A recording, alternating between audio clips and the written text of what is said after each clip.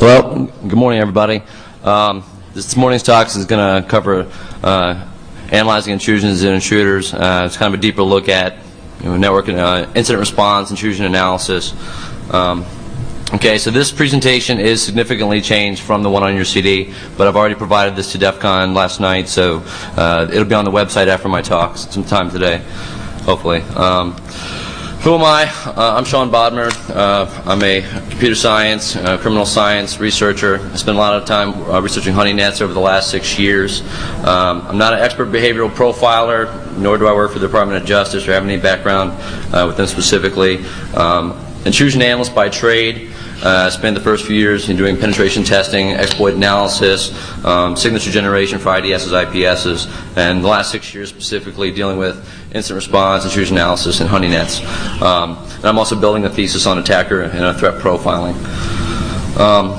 Why am I here? I'd like to convey some concepts and methods that you all can hopefully walk away with and better protect your networks and better understand threats that are actively coming against your network. So basically, this whole talk is going to cover silence of the lamb meets silence of the ram, in a sense.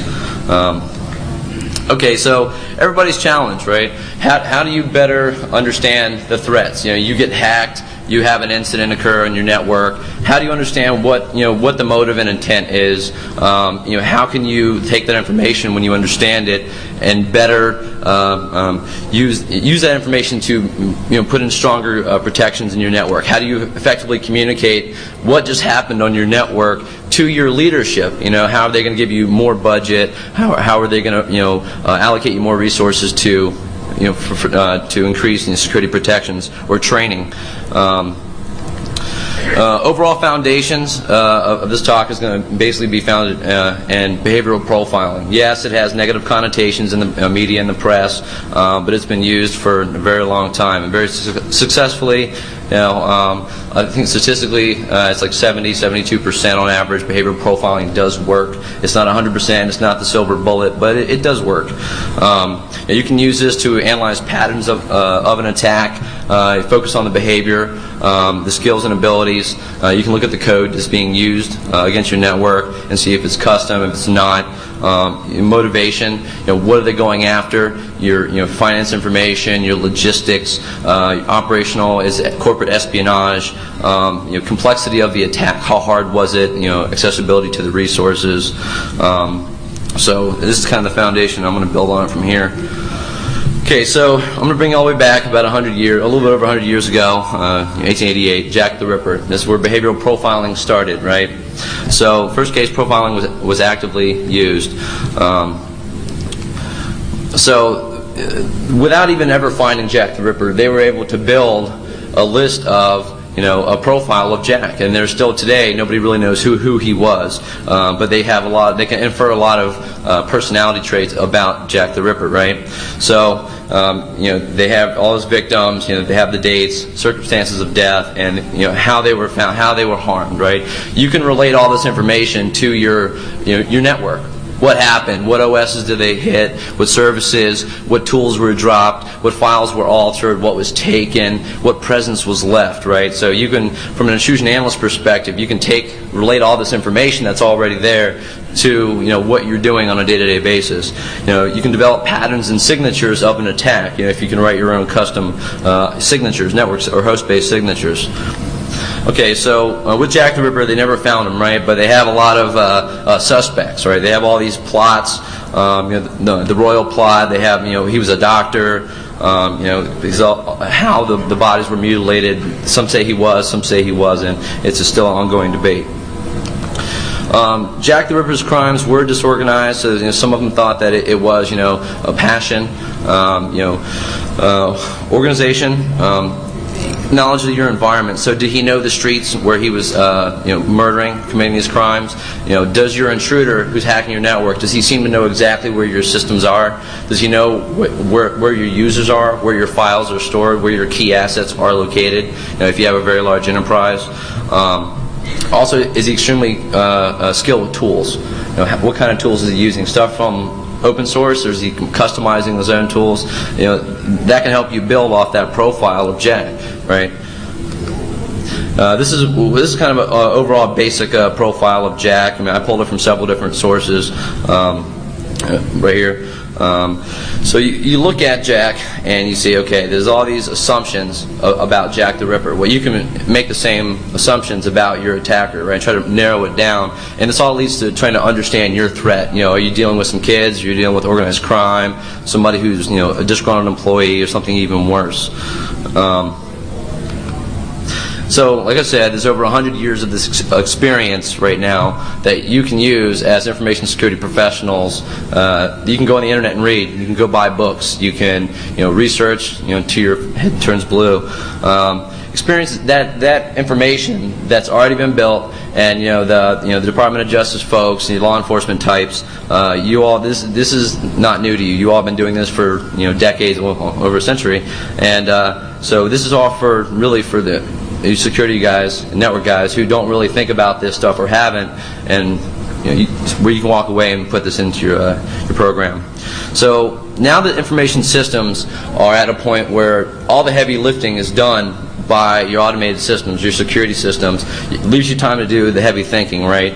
Well, you can implement that a little bit better with recursive learning, whether it be AI, automatic signature generation, managed security services groups, and on-site contractors, right? So there's different ways that you can kind of build up in certain areas to help take all the leverage, all of your time. Instead of worrying about all the logs, you can filter it all with different tools that are commercially available. All right, so get a little scientific.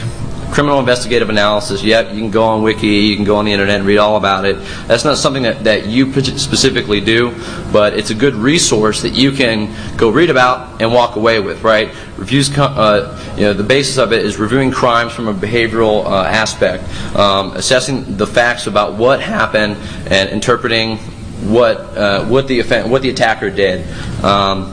So what you see happen, if it's a very clean and organized attack, if it's very disorganized, it seems slightly opportunistic, then it gives you two different types of threat profiles. Law enforcement, and this is pull off a law enforcement quote, a person's basic behavior exhibited in a crime scene, is also present in their normal lives. You can infer that any way you want to. But it will help you determine, especially if you're working in commercial space, it gives you the ability to see what's going on in your attack and go back out and do research on your attackers. Sometimes in code that you do, if you reverse it, you go through the email addresses, IP addresses, specific keywords that you can go back and find a hacker group website or something on the MySpace, somebody's MySpace account that has all their information on just by finding a keyword in the code, right? And that right there allows you to better understand who is coming at you. Okay, so again, a little technical. Threat analysis, threat modeling. This has been around for several years. Common components. You look at potential attacks, weighs in the threats of your network and the risk, right? So everybody says vulnerability, risk equals a threat, whatever. Analysis. You sit there and look at what's going on in your network, what's trending of what's happened, and then what you can do to countermeasure that, what kind of countermeasures you can implement in the future as stronger protections, which lead to future preparations. A common analysis approach, locate your vulnerabilities, classify possible attackers. So if you're running a bank, or a financial system, who could possibly want to get into your network and take your information, whatever it may be. You identify the goals of an attacker. Okay, so your valuables, and then you say, okay, well these groups of people may want to get into my systems. You look at your vulnerabilities and say, okay, these are the ways that they could get in, and you try to safeguard those as much as you can, and then create a resolution plan. If this happens, I know to go look at these systems because I know these are my weak points, right? And everybody always looks at the users as your weakest link. People have looked at criminal science and people have looked at computer science. It's basically two separate worlds. And right now, I see a lot of IT information security personnel that I work with and I work for and consult to. They do a lot of post-mortem analysis, right? Something happened and they respond to that. They're not actively looking right now and keeping on track and understanding what's going on. They wait for something to happen. They pull the hard drive. They review it. They go through their logs, but it's already happened. So there's no way to how do you respond to that? Your data's already gone. You're already toast. So it is possible to be a little proactive about it and implement these other sciences into your security program to make you a little more proactive. So you're not always responding to something; you're actually doing something. So when something happens, you're significantly more prepared. Behavioral profiling, negative connotation, but it can define one aspect of understanding your threats and understanding attackers that want to do you harm. Okay, so it's here, it's now. My humble opinion, everybody at some level you have thought about this. Who wants to break into my network? Who wants to do me harm? But there's really a lot of resources that you can go read about to help you better understand it. I have an entire bookshelf full of several books on criminal profiling, criminal sciences, and case studies that has helped me relate a lot of intrusions that I've seen into from these serial murders and criminal case studies. Relate how they found them, how they identified it, how they enumerated who did it, right? Attribution. So you can create models of this. You can go by programs to help build stronger models. Depends on what kind of network or enterprise you're working with.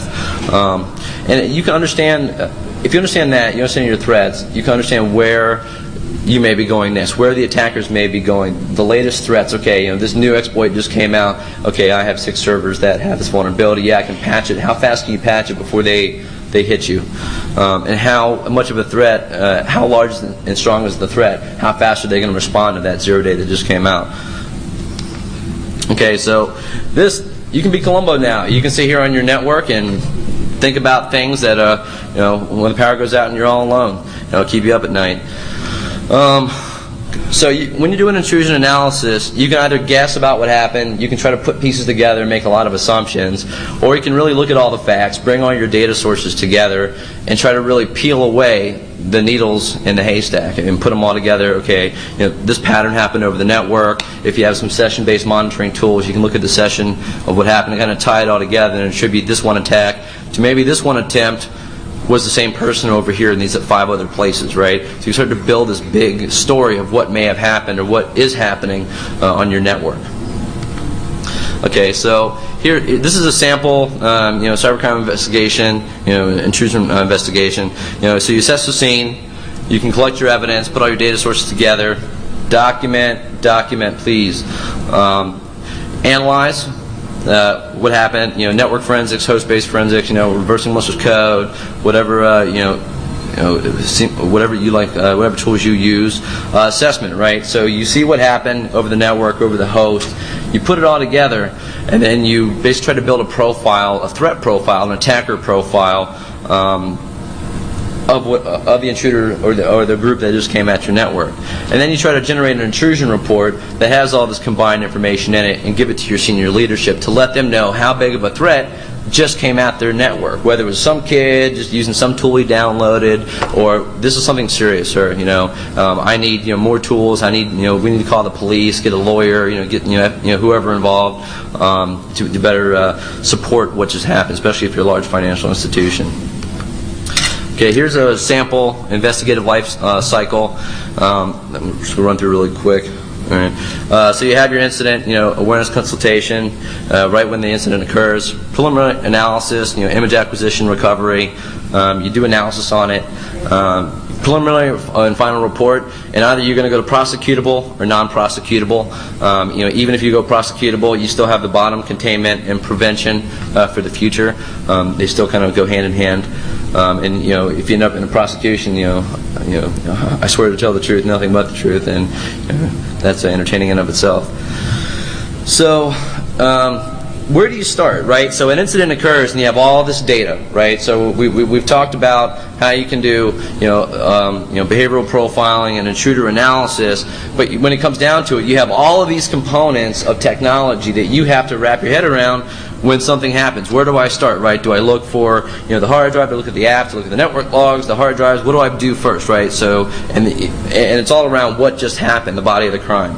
So you have all this to go through, and it's very inundating to figure out where you want to go. So I'm going to go through a couple case studies throughout this. Okay, Hatem Mojave in my heart, El Griton, Julio Ardita. So this is all open source information, right? This is a hacker who broke into some government organizations, colleges, in some foreign countries. So he hacked into did some very nasty things, right?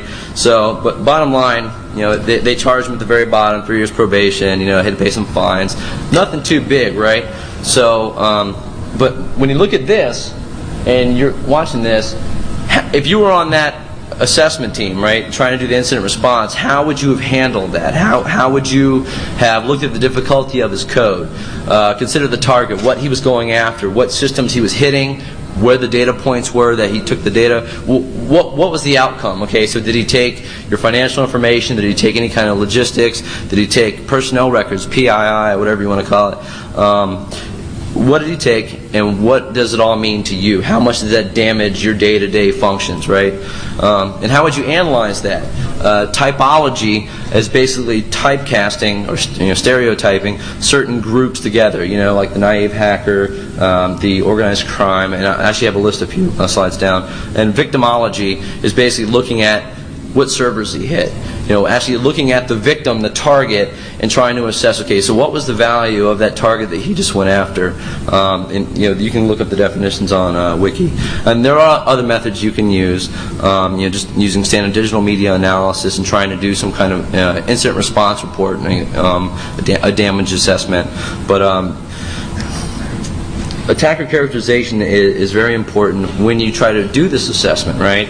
So attacker characterization has two primary components: events and threats. So what has occurred by the act of the attacker, and then the threat, the motives and intent of the attack, right? So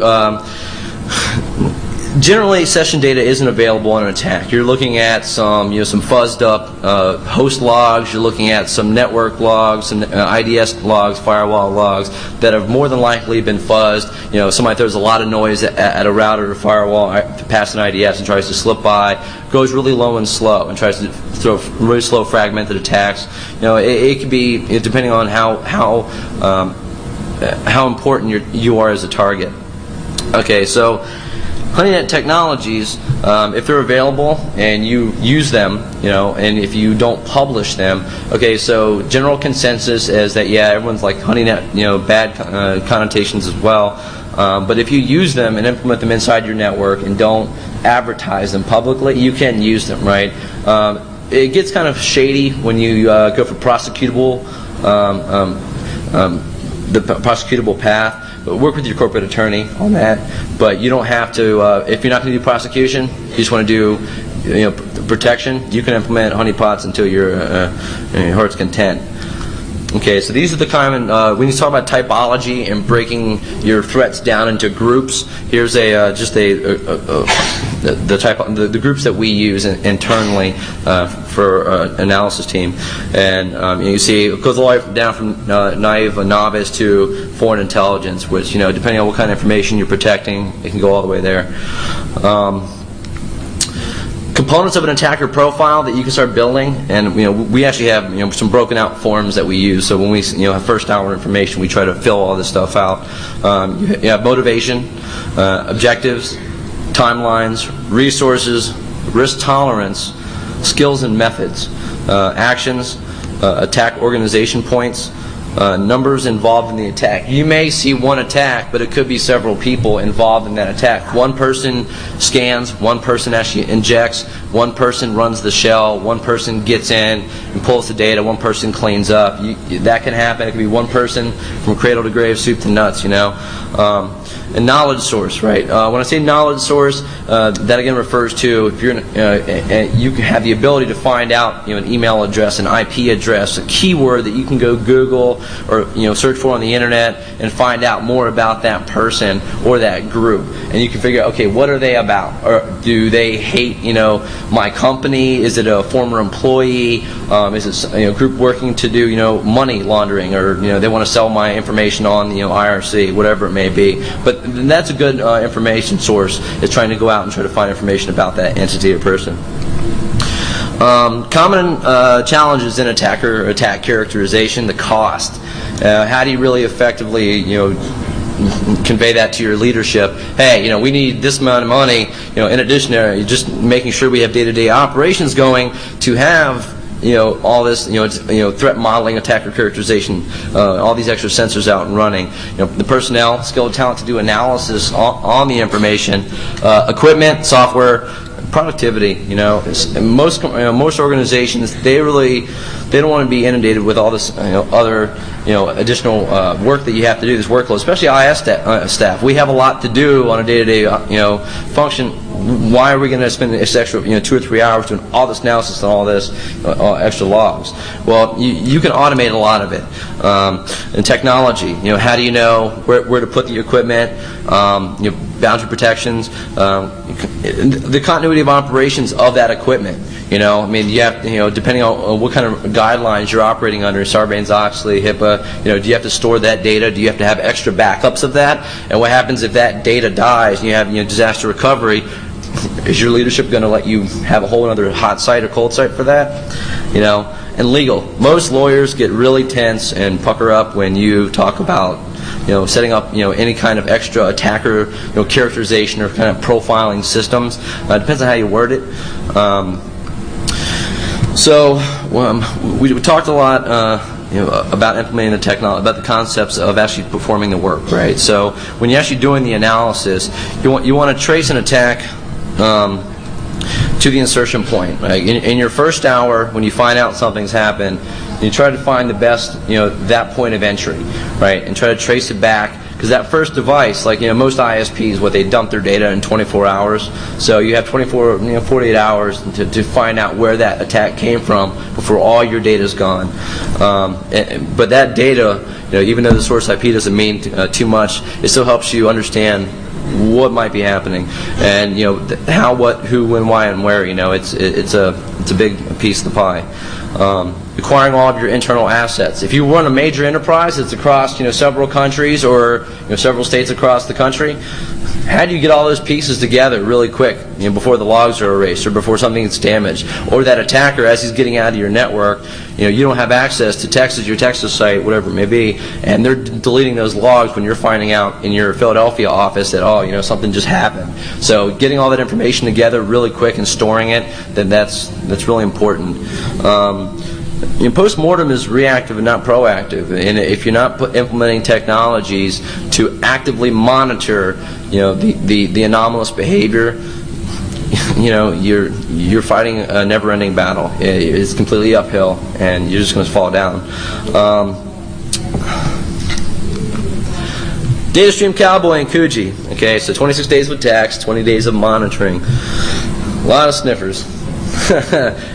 So look at the overall damage, and that's the damage just to the computer systems. That doesn't cover the cost associated with the time, right? It took all the personnel to rebuild all those systems.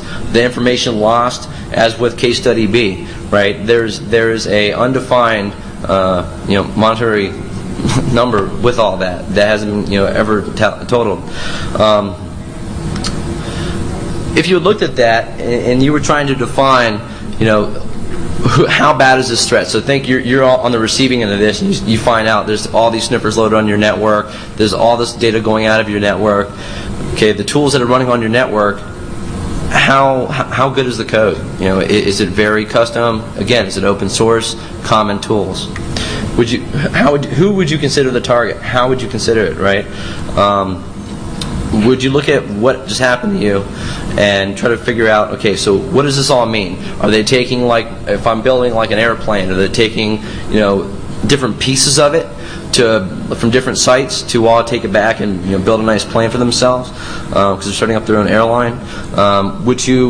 Could you look at the typology and victimology, put them together, and assess the situation? Could you look at, okay, so I think that this information is highly valuable and it could end up on the black market or in another country, or specifically the black market, and look at your target, your victim. What does this all mean to me? What service did it take? Again, what applications, what files, what information. So, giving you a kind of a light run through of when you see an intrusion, how would you kind of look at it, right? So you have this information, and of your attacker, and this is how what I actually use to build profiles of after an intrusion. This is what I do on a day-to-day basis. Gender content analysis. Can you see inside the code? Can you look on the internet and see what if this is male, female? Can you do research on that? I said on the internet. Age, older, younger, middle-aged. Command use, keystroke use. If they're using some really old commands, Windows, Unix, you can infer that they're older, younger. There's things like that you can use. Sometimes people can be aware that you're doing that and throw you off with some. It could be a young person using older commands. They can do things like that. Typology, methodology, content analysis, looking actually at the PCAP of the attack, what actually happened in the flows, race, ethnicity. Can you tell if they're from a foreign country? Can you tell if they're local? What region of the country they're from? What part of the world they're from? You can do that. When I talk about command use and keystroke use, and that's relating to honeypots and honeypots. So you can also do level of intelligence and schooling. How well educated are they? Is your attacker? And that can also mean you can infer from the level of intelligence and schooling what kind of threat you're up against, right? Who wants to do you harm? Whether this person is highly funded and well educated.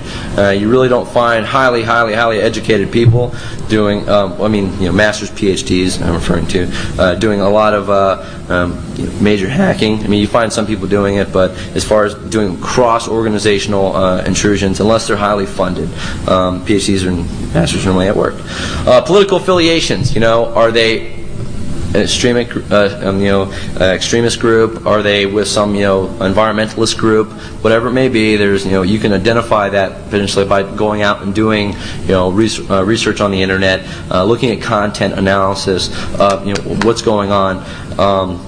And external data sources, if you find out that somebody else has been attacked by the same entity, by the same group, you can kind of put your heads together and go, okay, well, we think because our two organizations have these functions that it could be this kind of group coming after both of us.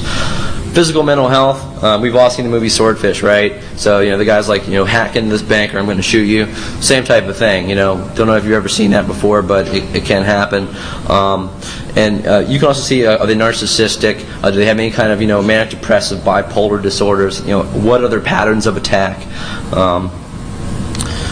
So you want to construct your assessment. You do your triage of the initial incident, your case overview, and your victimology, and you look at the attack. History, hotspots, nature of the information targeted. Again, victim system functionality, vulnerability exploits. Is there any disclosure history on the internet about that attack or that attacker disclosing the attacks? MO, modus operandi, mode of operations, signature, content, patterns. Can you look at any of that in the attack, and can you correlate it across multiples? Utilization of the access. So how often when they got into your network did they use it? Did they get in for a few minutes and just back away? Did they get in and were they so comfortable on your network that they found other user accounts, logged into other users, overnight for hours and hours and hours, logged into multiple locations, and just took all kinds of data and wove it out of your network? Well, how do you look at that, right? How well? And then data transfer technique. Did they just FTP it out? Did they SCP it out? Did they use some kind of encrypted channel out? And that can help you infer the skill level and the motive and intent of your attacker. Logging alteration, deletion techniques. Did they modify the host at all? Did they care to cover their tracks or did they not? How brazen were they? That you can sort of build this information about your attacker, right? It's a little profile. So you analyze session behaviors. Did I copy this one? No, I think I did. Okay, so if there's session data available, you can look at the knowledge of that attacker of your environment. System locations, right? System functionalities. If it knew exactly where that server was on that VLAN, it knew that that was the mail server. It knew that this was the backup file server. If you have a major enterprise and dozens, and you have your own proprietary naming convention, right? how well were they in your network and or that entity before they got on your system? Did they know exactly where to go, or did they have to putz around for a little while and do some net views or whatever to get in the system? Did they know exactly what folders and files without doing any greps or directory searches, right? Did they know your personnel and roles? They knew exactly that your vice president was in that office, in that state, or in that network. Whether the attack is scripted or not, and how often does the attack generate typos. So like, let's say you have a fat finger and you always mess up Q and you're always having to backspace and delete that. If you have session analysis or session analysis systems, you can really look at all that data and really build a good understanding of your attacker. Okay, so implementing session analysis, again, honeypots. I'm going to show you a few sessions that we've collected, and they've all been scrubbed. But this information has been involved in a couple of things that I've worked on. So I don't think you can see this too well, but it's on your CD. I've kind of cleaned up some of the text on the CD. I took out some of the MySQL statements. But you basically see the person, IP config, tried to pivot off to another box, and went down systematically and went through, looked at the domain, directory to some tools, TFTP'd some stuff out, echoed, pulling stuff out to a file, right? Outputting all this information from the server to a file, took out the file, renamed his tool to a nice tool, went down, pinged some other system, did some discovery on some other systems on the network, and knew exactly where to go, copying some of these files in, right? So, bang. So how often did this attacker really dig around and look for a whole bunch of systems, right? This actually happened very fast, over about a half an hour's time. So this person, this entity, knew exactly where to go and just testing would make sure some systems were up and logged in. But it was very quick, very fast, highly educated, don't know about the resources of that entity, but it was very fast, very educated. They knew exactly where to go. But you can see that they went down, found some passwords on the local system, and kept digging, burying deeper and deeper in, right? Found some passwords, looked at some more systems, copied over some more files to some other systems. So you can see they're just pulling out the data, pulling it out, right, very fast. So after you look at this, right, and this is actually about 6 pages printed out of a honeypot capture, how would you have analyzed or evaluated the attack, right? You can look at the network data, and you can look at the signatures created and kind of put them together, and then say, okay, here's the session data, and match all that up and build a very good profile and understanding of your attacker. Was it sophisticated, motivated, targeted, opportunistic, organized, disorganized? It's a good criminal science term. And then automated or live. Was it scripted? Did somebody prepare all this? If somebody prepared this kind of information, this attack very quickly, they have to have an extreme knowledge, very deep knowledge of your internal network, your day-to-day operations. Okay, honeypot capture 2. Okay, so basically the person, this is kind of a pudge around on a DMZ. Somebody was looking around for something. So we see that they're just kind of digging around, looking for something. And they're not really doing too much. They're just trying to do some discovery, and it's not that very long of a capture. It's like 2.5 pages. So you can see, and I will say that I actually messed up on this one when I set up my honeypot, and actually left in the recent documents link, I left the little cbec.zip file in there, so they discovered it pretty quick. So don't do that.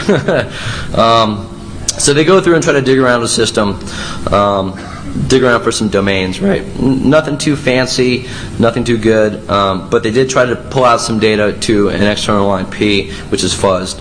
And you can see that they tried to make a lot of noise on the network, try to fill up the IDS logs. So, not too sophisticated. Somebody's poking around for an empty box to pivot off of. Like I said, not too sophisticated, motivated, and they never came back after that. It wasn't it looked like opportunistic, not really targeted, because that IP or that presence really hadn't scanned like that or hit that service on that honeypot before. Automated, it was live. There was a live person digging around that network. A script wouldn't have made those kind of faux pas like that and made those typos. So session capture 3, this is actually much shorter, but you can look at it. Somebody's just digging around, looking at a domain they just tried to get into, and this was a web server domain, and hit a server, tried to look for some documents, recent documents on the system, tried to do some other some good queries, and made a lot of noise on the network. But it wasn't very sophisticated. No. You look around, and they left after a while. And this right here was about an hour of digging around. The session capture 2 was about an hour and a half. So it wasn't long. They never came back. They never did anything more with this system. So it wasn't sophisticated, wasn't very motivated, because they never came back. That person never hit that honeypot again. Didn't really seem targeted. They weren't really specific. They were kind of widely searching. They weren't searching for anything specific. Seemed kind of disorganized. They didn't know exactly where they're going, what they're going after, and it was live. All the typos. Okay, so Carlos Smack Salgado, right? So here's another hacker. Ended up with large fine, 2.5 years in federal prison. May have about $200,000 in sale credit cards, right? So if you're an online, financial company, you have threats like this every day. You go on the internet and IRC Underground and find all kinds of credit cards you can buy every day for $1, $10. So if you had been a part of this on the financial side, trying to figure out what was going on in your network, how would you consider the difficulty of what he was doing, right? All this information, was it easily accessible? Maybe a few security controls in place? Would you consider the target? What was he targeting? Okay, credit card information, very easy. Okay, so this is financially based. Is it financially motivated? You consider the outcome. Well, he walked away with all my credit card information, so you can deduce it's probably going to end up on the underground internet. So you can probably get on another box and try to get off on the open internet and try to find your credit cards or any of those numbers out there fishing around.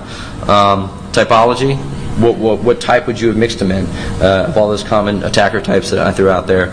Victimology, when you're just doing the assessment on that financial data that was out, you can look at that. Okay, it was e-processing server, all my credit card data was stolen. What app did he get through? You can put all that information together for your official report. I can't go over all the theory. I mentioned some tools. In your toolkit, well, in my toolkit, we use network IDSs, host-based IDSs, firewalls, antivirus, router logs, honeypots and honeynets, host-based analysis, and system event logs. You'd be surprised how many attackers actually forget to delete certain web logs, certain event logs when they're trying to cover their tracks. In order to catch someone crafty, you need to be crafty, right? So, honeypots and honeynets. How many attackers really expect you to deploy a few honeypots inside your network or outside your network? Not many, right? I know in the past few years it's gotten more and more prominent and interesting technologies. More people are starting to look for them, but not as many as they used to. And they still don't look for them. I rarely ever see anybody in any honeypot that I've helped set up look over their shoulder and try to dig for a honeypot, except for that one time because I was stupid enough to leave it in the recent documents folder. So security of resource lies in your ability to be able to use it, right? So you want to make your honeypot look as close to your current environment as possible. Same, host name, naming convention, usernames. Take some fake data or some used data from your network and dump it on that box, right? So when they're doing that directory, grep search, they can find the docs and spreadsheets and PowerPoints and any kind of recent temporary internet files. Make it look like a little realistic, and that's a huge thing. If attacker gets on your honeypot and sees nothing within the first 5 minutes, they're just going to bounce off and go, "There's something not right here," because every box on the network has a whole bunch of data in it. So you really have to make it do something. So honeypots, advantages. You can collect a small amount of data for only what hits it, but everything that comes to it you can infer is completely malicious or suspicious, right? So reduces your false positive rates and helps you correlate. Looking through all the haystack, all you see is needles in a honey net, right? A honey pot. That's all you see. So you can go, okay, I'm seeing this here, and look across your entire enterprise really quick and go, where else am I seeing this? And you can go back and say, okay, have I seen this a week ago, a month ago, a year ago? If you have logs that long, see how low and slow is this person, right? Catch new attacks, works encrypted, IPv6 environments, right? Easily. Simple concept requiring minimal resources depending on how you deploy them. Disadvantages, limited field of view, and there's a risk. They can, if you set it up incorrectly, they can use your honeypot to attack the rest of your systems or other companies or other countries, whatever it may be. And automation isn't perfect, but if you put some resources into it to buy some commercial tools, it works out a little better. Okay, so many types available. High interaction honeypots, which are full-blown systems. They don't scale too well, but requires a lot of resources, a lot of machines, and a lot of data analysis, because you're really doing host-based analysis, network analysis on full-blown systems. Low interaction systems, they can scale very, very well, but they're a specific purpose, and most of these low interaction honeypots, they don't trick an attacker to actually get in the system. It's just, for scanning and early warnings of a network. Okay, so here's a few screenshots of actually the RU OS, which is the latest version of the iteration of the HoneyNet Honeywall. So you can see this is all a sample that was pulled off the off Google Images. But basically, you can see the attacks, the times, process IDs of actually what occurred. The directories, what the person is doing. So all those keystrokes that I showed you would be in the bottom of this window. And you can easily look at really quick, okay, so what's going on? What process is he using? Where did he come in? You can look at the information, and this is really great, especially if you write your own signatures, which we do a lot of. You can sit there and correlate the time, the event, source IP address, destination, and custom signatures. The signatures related to it. So that builds you a network profile of your attacker. And then you go look at the host-based part of it, and even your production systems, not even your honeypots, and you can match up in the event logs with the honeypot session capture and go, okay, so he's doing all these things, or she or that entity is doing these things. Okay, so you can infer that what's going on in your honeypot may be the same over here. And you can try to see the skill and intent. Again, this is another one. When I want to talk about, a person at the bottom of here, you see a delete, delete, delete, delete, delete, right? So that person just kept trying to. So if they have, have a fat finger and keep hitting Q, that's also a pattern in the signature that you can put on somebody right there. Here's another one. So process. So most of us have tools. When you do pen testing, you go into a system and you have your first few things that you do. You check the environment of the box. You try to set your own environment, set your own shell, however you try to play with it. But you always go through some specific services that you want to get to, right? Some commands you kick off, and you can kind of infer that, hey, honeypot A and honeypot B, there's some relation here to how this person behaved, or these two attacks are completely different. These different entities, different personalities, different methods, different modes, right? Or you can see if they jump from one to the other. So here you go, some nerd stuff. I'm going to start with trans, sorry. So you can spend more time analyzing attacks and spend more time performing analysis on these intrusions, right? Just don't rebuild your hard drive and keep going. I know most senior leadership, they want you to take out that hard drive, rebuild it, smack it back in, and just keep marching on, right? They don't care about what happened. They just want to check that box that they got their annual, assessment and day-to-day operations, bring that money in, but that's not going to keep the threat out, especially if it's persistent. You can perform yourself victimology and typology on the attacks, which will help you have a better understanding of what you're up against and what kind of protections you need to implement. You build a profile of the incident. You may see crossover. If you build a profile or an incident report with a profile of every incident that occurs, you can easily, one day, maybe start correlating some of these events across other events. Okay, so these 5 right here may have been the same group or same person, and start correlating that and helping the community better understand what this one hacker group, how they behave and how they act. And use the lessons learned to add stronger policy, to add better signatures to your network, to implement better countermeasures at your weak points, at your soft spots. Professional recommendations, create photos, especially if it goes to prosecution, you're definitely going to want photos. You can't decide to create a chain of custody if you already performed any kind of analysis steps on any of your production assets that were hit. Think before you act, please. If you're working in prosecuting intrusion, get your lawyer involved, your corporate attorney. You can always describe every detail possible and as much depth as you can. You never know when it'll be important.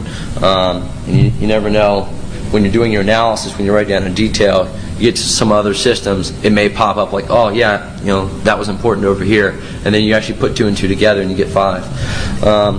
Take more time to study non-cyber-based, case studies. It helps you relate, the methods and how they were able to find the criminal, how they were able to relate it back. Sometimes you can relate that to IT security. Document everything, In short, attempt to better understand your threats on your network. What may actually be of value to anyone that wants to do you harm. Define your assets and valuables. You can do a whole risk management, risk assessment of your network. Study non-cyber-based, mention that, and increase your ability to correlate with more events across your network, right? So you never know if these two client-side hits, these emails, phishing emails, if they were both going to the same entity, the same organization, document everything because it can all lead back. When you study more non-cyber-based case studies, cybercrime, cyber criminals, there's a ton of them on the internet that are published now because there's enough of us that have been caught. Serial murders, habitual offenders, there's all kinds of data sources on the internet that you can learn, you can research and find out some usual habitual methods that these guys fall prey to. And they help provide understanding of the resources they may use. When you start looking at an attacker, start looking at the tools that they may be using against you, you can start better understanding how they're getting in, what they're doing, and that helps you understand what you need to do to keep them out and what you need to buy. Keep up to date on the latest security trends, of course. You're here. Maintain an active record of your environment. Be aware of your network behavior. Know your network, people. I'm not saying that none of you do, but I have consulted to groups who have no idea where this system is. The host name. Oh, I don't know. I think it's on the 5th floor, and it's not even in that city. People who don't know, when there's a daily cron job that transfers an rsync to another database in another site. I didn't know that happened. They thought that was something going on. Just please know your network. That'll help you reduce a lot of problems. I added this last night, well, some of it, so I wanted to be able to give you all some information to walk away with and do some reading. I mean, this is just some of the books that I have. The Cyber Adversary Characterization is really the only good cyber adversary characterization book out there. It's a lot of fluff. It's a lot like the Microsoft Press from about 8-10 years ago. But it gives you a good fundamental understanding of some processes that you can use. But, and then, the criminal sciences books. And, always talk to lawyers. Talk to law enforcement types. If you're in that type of world, you can reach over and knock on their door, or give them a call and say, "Hey, I want to learn more about this type of criminal science, this kind of study. Where should I go to learn?" And they can recommend you go to some certain places. Honeynet.org, CrimeLibrary.com. Very, very good resource for criminal sciences, behavioral profiling, offender profiling. Very good resource. Wikipedia, of course, and it has several dozen links on each page. Dartmouth University, they have a lot of good stuff too. Yeah, here we go. And I'll close this off with some famous dead guy quotes. You can't go anywhere without those these days, right?